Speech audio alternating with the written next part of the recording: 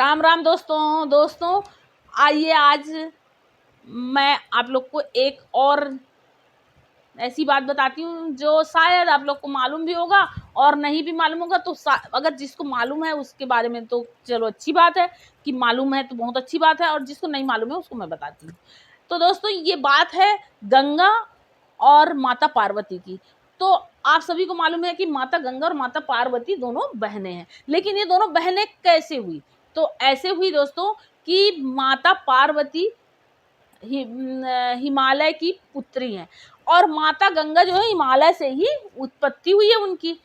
तो इस तरह से दोनों बहनें हैं। अब इसके पीछे एक कहानी है दोस्तों। तो ये इसके पीछे ऐसा है कि जब वामन रूप लिए थे विष्णु भगवान, तो पैर ऊपर किए थे।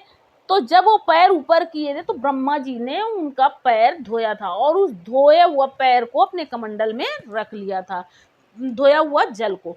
तो वो जल जो है ना वो गंगा हो गई थी और वो गंगा को ब्रह्मा जी ने हिमालय को ही हिमराज को ही दे दिए थे पुत्री के रूप में। तो इस तरह से हिमालय की पुत्री गंगा हो गई और दोनों बहनें हुई, माता गंगा और माता पार्वती।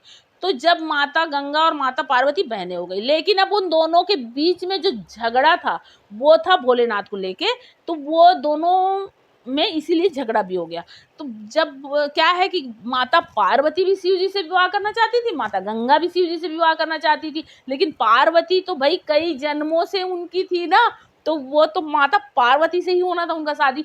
लेकिन अब माता गंगा भी भोलेनाथ से भोलेनाथ बोले कि अरे गंगे, तुम तो गंगा ने कहा कि हाँ प्रभु, मैं आपको आपके इस रूप को देख के मैं आप पर मोहित हो गई हूँ और मैं आपसे विनती करती हूँ कि आप मुझसे विवाह कर, मेरा प्रस्ताव स्वीकार कीजिए, मैं आपसे विवाह करना चाहती हूँ, आप मुझसे विवाह कर लीजिए। ऐसा शब्द सुनने के बाद माता पार्वती के नेत्र खुले और माता पार्वती ने तुरंत नहीं सोचा कि ये मेरी बहन है, ये क्या है, तो तुरंत बोली कि तुमने बहन होने का ये जो सीमा बहुत वो कर दिया है, सीमा पार कर दिया है।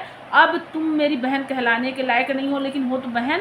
लेकिन मैं तुमको श्राप देती हूँ कि तुमने मेरे साथ ही अच्छा नहीं किया, इसके कारण तुम जल के रूप में प्रवाहित होगी और तुम में मरे हुए इंसान बहाए जाएंगे और तुम में पाप धोया जाएगा, ये तुम्हारी सजा है। ऐसा करके पार्वती जी ने माता गंगा को श्राप दिया था।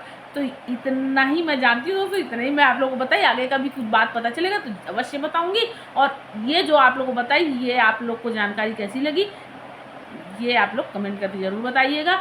और दोस्तों राम राम दोस्तों, और आप लोग से रिक्वेस्ट है कि विनती है कि आप लोग मेरे इस वीडियो को लाइक ज़रूर करिए, और अगर आप लोग मेरे चैनल पे नए हैं तो मेरे चैनल को सब्सक्राइब कीजिए। ठीक है दोस्तों, राम राम दोस्तों, मैं आप लोग को ऐसी जानकारी और देती रहूँगी। ठीक है दोस्तों, राम राम दोस्तों।